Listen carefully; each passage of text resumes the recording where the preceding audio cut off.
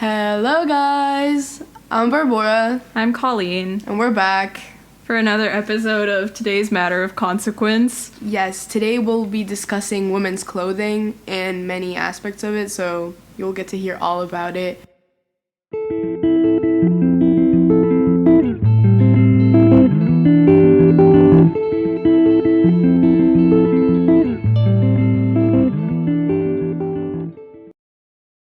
Firstly, we'll be starting with the Olympics. So we kind of decided to talk about this because of recent events at the Olympics.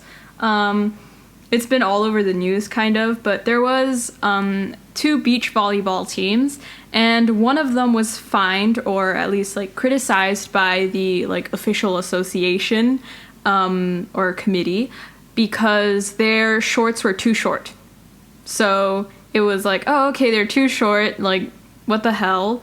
But they had to go through that, and then the next day, or just a few days later, I think it was the Norwegian team for beach volleyball got fined because their shorts were too long. Yeah, it was either Norwegian or Finnish. I think it was It could be. It was, I don't know, somewhere from one of the Scandinavian countries.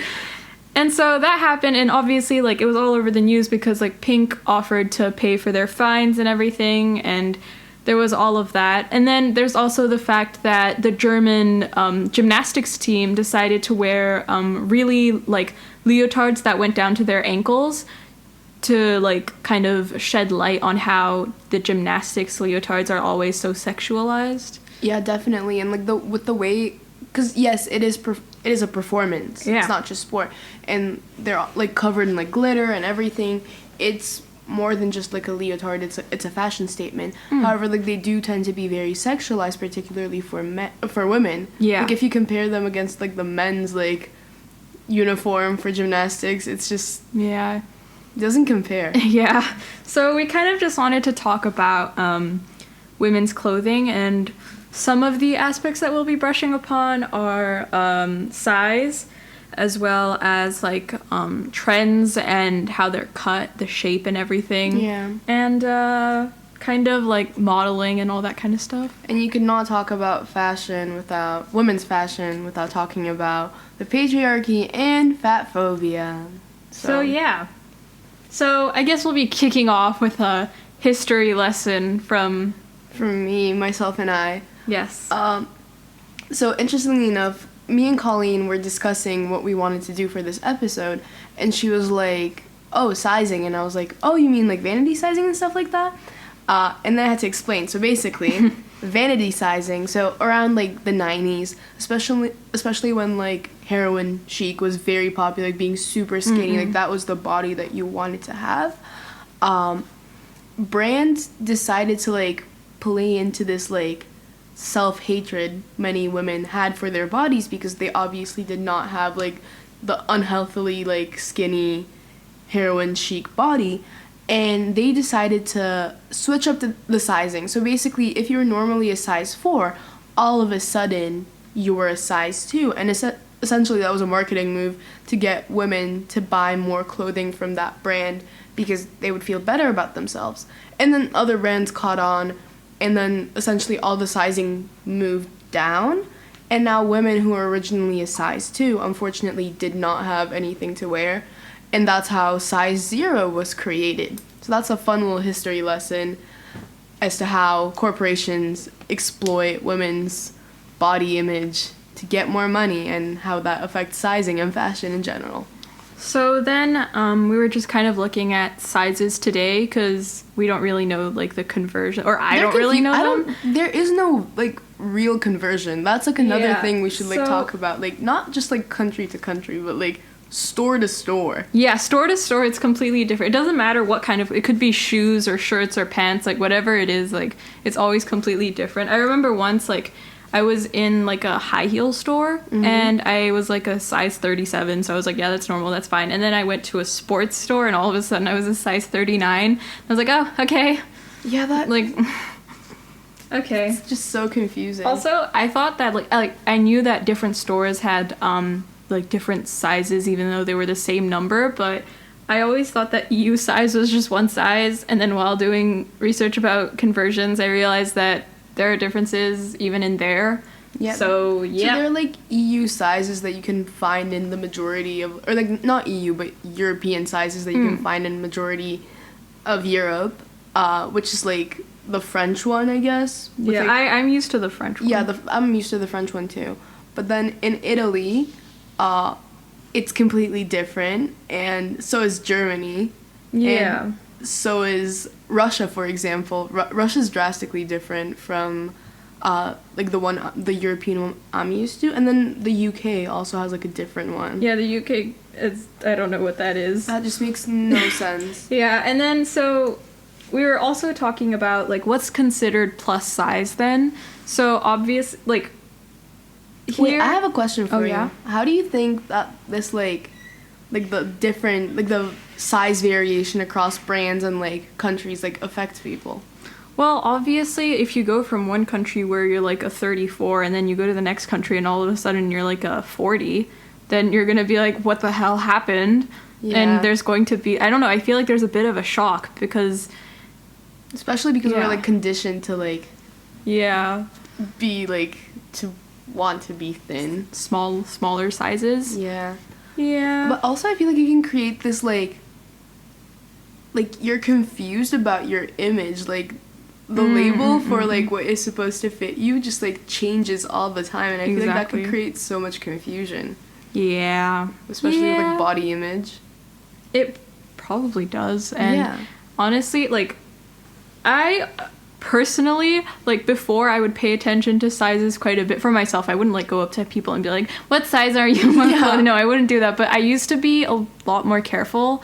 But I kind of just came to a point where I'm just like, I don't really care anymore. I feel like once you understand and like learn about the arbitrary nature of sizing, it can affect you a lot less. But like I feel like if you like don't understand that or like don't know it because you haven't learned it anywhere, I feel like it can affect you so much. Like for me personally, I remember like when I moved from Slovakia to Russia, all of a sudden I went from a 36 to a 42. Yeah, and that I was can there, be like, pretty like and it didn't say like Russian sizing. It just said 42 on it. Yeah, and I was like, what? So that can be pretty scary. Like I didn't really realize this until now because I only learned that there were different sizes within Europe now as well. But like, I remember I went on a trip to Milan once with my family, and I went shopping for jeans, and I had to get like 2 sizes up. Which my mom was just like, oh my god, like what happened? But I was just like, oh well, I guess. Yeah, it's because the Italian sizing. Yeah. Yeah, it's 2 sizes up from the French one. Yeah. So you got your size. So I was just like, oh my god, I've gained weight. What am I gonna do? But now I've just kind of come to like buy whatever fits me. Like obviously, no clothes like properly fit anyone. There's always like one part that. Yeah, because like the way clothes are designed, in my opinion, is not for most body types. No, it's definitely not. Like there's always that problem with shorts where it's like either it doesn't fit around your butt or it doesn't fit around your waist. Yeah, or like your thighs. That too. Or with tops even, like if you have like a bigger chest, it might not fit your chest even though it fits everywhere else, and then like you have to get like a really large top just so it fits your chest. Yeah. Or the other way around. Yeah. I had to get a dress where like it fits the rest of my body, but then, like, it just doesn't fit around my chest. Yeah. But, oh well. I guess... And I guess, like, if we want to make this maybe a bit more nuanced... that's kind of a stretch. But, like, I guess it shows, like, how everything is modeled after the beauty standard and how unattainable and unrelatable the beauty standard is for most women. Yeah. And obviously there's a difference between like editorial, couture, runway fashion. Yeah. And real world. Yeah. But like once the real world, like your jeans, your shirts, like don't fit the majority of the population the way they're supposed to. That's when there's a bit of an issue. Yeah. So, yeah. There's that. And then I wish I would know more about how this like sizing affects men, but yeah, because I don't think either of us know much about men's clothes sizing. Yeah. I've never really seen, I mean, maybe they do have complaints, maybe there is something wrong, but I feel like it's a lot more prevalent among women and women's fashion. And I've also found that like men's clothing are usually they're more of a one size fits all kind of thing. Like you could get like a men's I've seen men get like an M instead of like an S or whatever, and then it still like kind of fits them, so it doesn't really matter. While in women's clothing you can't really do that. Yeah, if you get an L when you're supposed to be an M, or the other way around, like yeah. It's funny that you brought up one size fits all. The age-old lie. One size does not fit all. That's not how it works. So there's this store that many of you probably know. It's called Brandy Melville. And they're one size fits all. I've never shopped there, so I don't know. Let me just preface this by saying that their one size is a size small or size extra small. Jesus. Unless you get some of their hoodies. Their hoodies like go up to an XL maybe. Their pants, so usually, apparently, there's this myth that they actually have like multiple pant sizes, but the only thing you can ever find in a Brandy store is a size small. And a size small is like a size 34 European. Yeah, probably. And their entire like marketing is that like, oh, one size fits all. But it doesn't. In reality, it just caters to like very thin women, which there would be nothing wrong with it if they said, oh, this is like a store for thinner people, where thinner people can find like very petite people can find clothing. There'd be nothing wrong with that, but they market it as a one size fits all, and then it has become very trendy. And imagine that you have like plus size women being like, oh, one size fits all, like, oh, I want to be trendy, I want to like wear what everyone else is wearing, and then it doesn't fit. Like the psychological effects of that can be like pretty detrimental. Yeah. Also, especially like, I don't know, I found that in Asia, one size fits all is much more of a lie than it is in Europe. It could be just because, like, I guess Asian women are smaller, more, I guess, like, have a thinner... Like, more petite. Yeah. But at the same time, like, I've seen, like, I know that in Korea, fat phobia is still a really big problem. Even, like, you could be, like, a middle school girl, and, like, you'd be told to, like, lose weight and that you need to, like... Which, like, obviously if they're, like, really obese to the point where it's, like, detrimental to their health and they have, like, a lot of issues. Also, like, if it's, like, a random person telling you... Because, like, if it's a random person, they know nothing about your health. Exactly. And they have no right to comment on your body, like... But it still happens really often. Yeah. So, yeah, there's that. And we also kind of wanted to talk about, like, what's considered plus size. That's a funny story. Yeah. Because you can go. Okay, so basically, plus size, in the US, I think it's a size 12 or above. 12, 14, 12? 12 and above. But most women are like a size 10, size 12. Hold on, let's pull up the conversions. Size 12 is... Size 12 is European, like, around 44. Yeah. I don't feel like that's like... It's like, they make it sound like it's really bad. Yeah. But it's genuinely not that bad. Like, well, I mean, there's nothing wrong with, like... Exactly. Yeah. Interestingly enough, sorry, this is, like, I'm going off topic, go for it. In, like, what I've noticed in, like, European stores, like, department stores, they never carry anything above a size 44. I've never seen anything. Or, like, I don't know, I haven't been there in a while, but... I think I've seen up to maybe 46, maybe 48, but I've never seen 50, ever, in my whole life. Yeah. And that's just, like... So, like, where are they supposed to get their clothes? Where are, like, plus-size people supposed to shop while still, like, being able to look, like, trendy and, like, get on the trends? And that's why, like, really often people who are plus-size are told that they're, like, not trendy or that they don't know anything about fashion when they actually don't really have much of a choice. Yeah, like... There's no stores that have, like, it's because, clothes like, that are available to them, so... Our society operates under fat phobia. Yeah. Which is really interesting because, like, it kind of shows how arbitrary the beauty standard is because, like, 400 years ago, being plus size was considered, like, the beauty standard. And also, like, when you look at all those Greek statues of, like, women, they're not as skinny as, like, the models that we see today or, like, the beauty standard of today. So, yeah, it's kind of also there's also that whole thing about how Kate Winslet, for her role in Titanic, she had to gain weight because she had to fit the beauty standard of the time and of like the time of Titanic, obviously. Yeah. So yeah, there's that whole thing. And then afterwards, when she when the movie came out and everything, people were telling her like, oh, like you gained a little bit of weight, and she's like, yeah, that was on purpose. Yeah.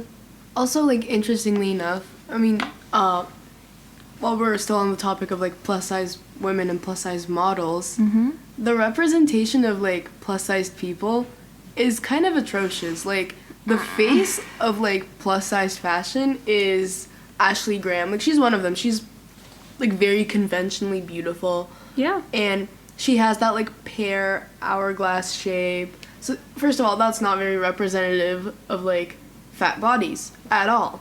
And second of all, she's like a size 14. I mean, no hate towards her, but like she has been made the face of like a fat liberation movement. I think she's the only plus size model like that's like very famous. Yeah. Maybe Tess Holiday. I have no idea who that is. I've just seen her. I've seen some videos made about her. She's a lot larger than Ashley Graham, but Ashley Graham is like conventionally like known as like the plus size representation. Because I know who she is. Like and she doesn't really represent like plus size people. Also, it's one person. You can't put everything onto one person. That's just not how it. Yeah. But she's very much like this is not about her, but like the way she is, like it very rigidly adheres to like the beauty standards for thin people. Yeah. While she's just like a tiny bit bigger, but she's not like she's a size 14, and like where's the representation for like someone who's a size 18, size 20? Like it's just not there. Because it kind of makes it seem like people who are like Ashley Graham's size are like acceptable. Plus size and acceptable, but then anything above is like, okay, then it's a problem and that's not okay, and that's just not the way it actually is. I did see, like, there's obviously Lizzo, but she's not a model. She's a singer. But think about how much hate Lizzo gets. Yeah, I saw a video this morning, actually, of her responding to, like, rumors that she did a dive. Yeah, a stage dive and killed someone. And she was like, I didn't kill someone. I don't stage dive. But, like, she wouldn't be able to kill someone like that. Like, well, maybe, like, if there was enough force, I could kill someone if I stage dive. Yeah, like, it just really spreads this like really bad image of it just shows that like as soon as you're a little bit larger than what people are like used to seeing in the media, it's also like, people just like hate on her because she's having a good time. Yeah, she's like she's having fun. Like, how dare you be fat and have a good time? Like, what? Yeah, it's just so then we kind of talked about fat phobia and fashion. And, like, back to, like, editorials and stuff, you don't really see plus-size people there. Like, at all. Like, runways. I've never seen a plus-size person on a runway. Maybe Ashley Graham. But I don't think I've ever seen her on a... I've seen pictures, like, of, like, magazine covers and stuff like that, but I don't think I've seen her on a runway. Yeah. Also, I just remembered something. Circling back to, like, plus-size bodies, especially for women. Like, I already talked about how they should have like that hourglass shape, but they're also expected to have like large breasts, big butt, big butts, all of that. Yeah, and the rigidity there is just like ugh. Yeah, I guess there's that whole thing about how it's just like, oh, that's just the beauty standard today, like big butt and big boobs, and but I don't know, it doesn't. And like it very much shows in the way that like plus size clothing is made, because once you buy something plus size, like there like the gap for the chest is just so big. And like yes, of course there are plus size women with like bigger chests, but like it's like the way like the clothing isn't tailored to like plus size bodies. Like, and another thing, they always make the sleeves really long because they just like make it bigger. They like take their like little like template for like clothing for thinner people, and they just like make it bigger. Yeah. And then like if you have like a 5'6" woman who is like plus size, like she's not gonna need that much like room for her like arms because they're not that long. So there's just like no thought put into like plus-size clothing. Then we also kind of going back to like fat phobia in fashion. There was that whole thing a couple of years ago. It's not like this, or they're trying not to be like this anymore because Victoria's Secret decided to rebrand, and they have like, who is it, Priyanka Chopra and Megan Rapin. I don't know how to say her name. I don't like Priyanka Chopra. But they got them too. Yeah. Like they got the American football player. Is Priyanka even like? I don't think she's plus size. But they are rebranding as they like want to do like more like diversity, bit different body sizes and that kind of. But they're doing it wrong. They're doing something. Yeah, they're doing something. But before that, I think it was in like 2016 or 15.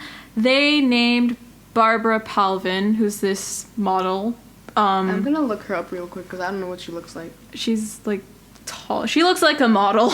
Wow. She looks like a model. Anyway, like a yeah. So she was named the first plus size model of Victoria's Secret, and you know, like I'm not particularly skinny, so like when I saw that, I was like, really?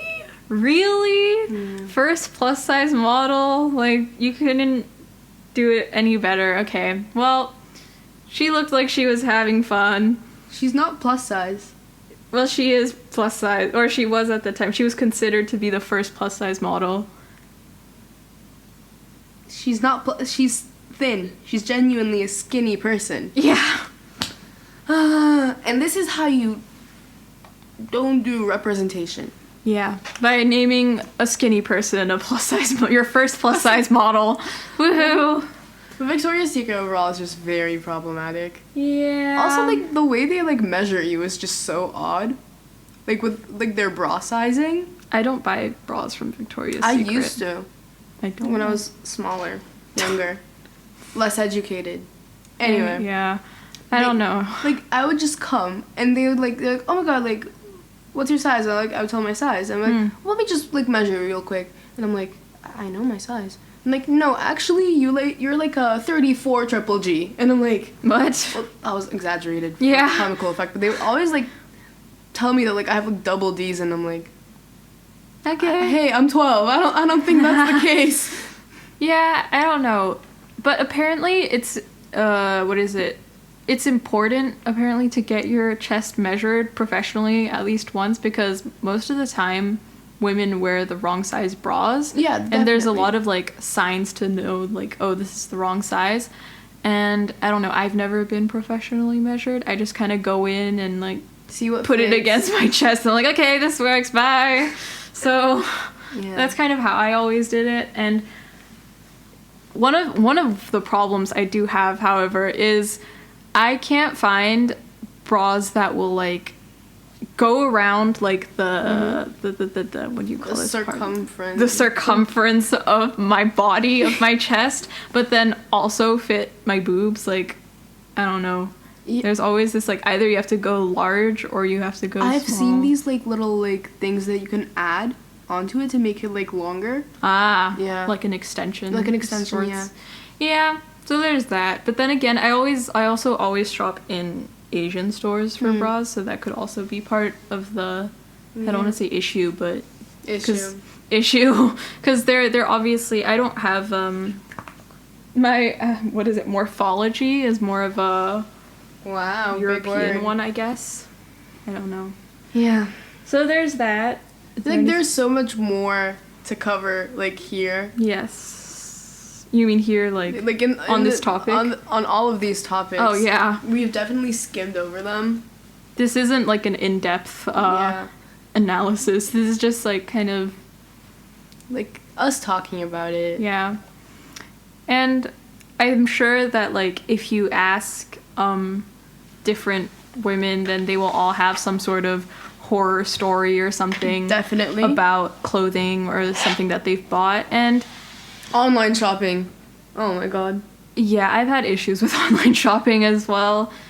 Me too, like especially here because the sizing is smaller. Like when I first came here and I ordered something in my size and it was like tiny and like really short on my legs, and I was like, Oops. okay, maybe size up next time. Yeah, I'm always really careful when I do online shopping here because I've lived here for a while, so I kind of know the sizes of different regions. So I'll know that, like, oh, if I buy from, like, Guangdong, I have to be really careful because their, like, sizes are much smaller. But that's very interesting because we talked about how, like, sizing varies across Europe, like, countries. But this even is, like, within the country. within, like, regions. Yeah, it gets pretty complicated, and it's just a really annoying process. And it doesn't have to be that complicated, but yeah. With the way that, like, society is currently going, unfortunately, transforming. Not the way society is structured. It's just like there's like an intersection of so many different, like, forms of oppression. Like, you have, like, the patriarchy, and then you have fat phobia, and then it all just ends up, like, being, like, in this little, like, tangled little thing, ball of suffering. Yeah. Called fashion. There was that thing that, what was it? I think it was Rihanna? I don't know. Rihanna. She was, like, one of the first, her clothing line was one of the first to have, like, plus-sized male models. Yes. And so I remember seeing, like, kind of a reaction to that, I guess. And, you know, obviously when you look at stores wherever you are, whether it's, like, a male mannequin or a female mannequin or whatever mannequin it is, like, they're always really skinny. There are no plus-sized mannequins. And their proportions are so off, too. Yeah, they have, like, really long legs. And, like, tiny waists. Yep. Yeah. And it's not to say that people like that don't exist. Obviously, there are people like that. It's just not an accurate representation of the majority of the shoppers. Yeah. So... And, like, diversity is very important because being able to see yourself represented can do so much for your self-esteem, especially, like, within today's, like, socio-cultural climate. And that's also kind of something that, like, you know, like, in celebrity culture, there aren't that many celebrities that are... Like, I know, what is it? Like, obviously, I feel like, from my perspective, although it's really hard to become, like, successful in whatever field you're in, if you are a larger size, like, I feel like in the US, although they aren't completely accepting of it, they're more accepting of it than they are, like, in Korea. Yeah. Because in Korea, like, there's only one idol that I could name that is, like, larger than others because they have this, like, really strict diet that they have to keep up to. They're not allowed to be muscly, but they're, like, big muscly, but they can't be fat either. They have to be, like, lean. Skinny, lean. And so there's only one that I could name who's, like, larger, and he faced a lot of issues, like, because of his size, but then he's, like, yeah, it's a lot of things that, like, come into play. Where do you think this comes from in, like, in Asian culture? Yeah, in Asian culture. I have no clue. I have no clue. I think it's just, like, that idea that, I think most of it comes from, like, influences of Western culture, of, like, really skinny, like, models and, like, actresses, and they became really, like, popular, and they were thought to be really pretty, so then, like, the same thing kind of, like, spread over. And yeah, like, obviously if they're okay with keeping up to that kind of diet, sure, why not? But I don't think it should be an obligation for a job. Definitely. And, like, that diet, like, restrictive dieting isn't healthy all the time. Like I don't know anything about their diet, but usually, like, intuitive eating, like, exercising, like, health comes at, like, it comes in so many different, like, sizes. Yeah. And just because someone's skinny doesn't mean they're healthy. And just because someone's, like, plus size doesn't mean they're unhealthy. So, like, even myself, like, there were points in time where, like, my family were like, maybe it's time for you to lose weight. Same. And I'm like, there were times where I was like, yeah, and then I'd try, but then obviously I'd give up because, like, I don't know, I'm still a child. I do whatever. I kind of don't really, like, commit to anything. But then, like, at the point where I am now, I've kind of just I ever check my weight on a balance. Like, I've given up on that. I'm too, like... Period. There's a part of me that's too scared, but then there's a part of me that's also, like, if I do it, then I'm going to feel, like, really bad about myself, and, like, I feel like other people are going to judge me, which they probably aren't, but it's, like, this... I don't know. You've been conditioned to believe. Yeah. So I don't check my weight ever. Like, even if I'm in a hospital, I'll just look up. I don't look down to see what it is. And I just told myself, like, as long as I'm not, for me, what's okay with me is as long as I'm not obese, like, considered obese on, like, a BMI or anything like that. Which, BMI is not... Bullshit. It's not, like, realistic, but it's kind of, like, the only measurement that I have. BMI was created by a white man for white men, so it doesn't accurately depict me, an Asian woman, or half Asian woman, but, like, for me, that's the only kind of... Like, I understand completely where you're coming from, because it's, like, a form of an anchor. Some kind of anchor. I don't follow it strictly, like, 1826, like, I don't do that, but, like, as long as I'm not, like... As long as you're healthy. As long as you're healthy, for me, like, everyone can set their own bottom line, like, that's your choice, and no one should enforce anything upon you. What I came down to was, like, as long as I'm not obese, like, I'm okay, like, because I know that I'll have health issues. Yeah. So, like, that's just kind of what I came to, and I think it's important for that message, like, come to your own terms. Yes, definitely. To be spread more, like, obviously... There's nothing wrong with, like, wanting to, like, maybe, like, lose weight so you feel better, like, exercising, being healthy, but just know it's not a requirement. You're probably fine the way you are, and it's just that, like, there are so many comments and ideas that society pushes that, So, in conclusion, preach body acceptance, self-acceptance. And your size 44 in Russia does not determine your worth. So, that's our little episode. I think this was more of a rant. Yeah, but that's okay. We'll leave resources, as always, in the description below. And, that was our 5th episode. Thank you.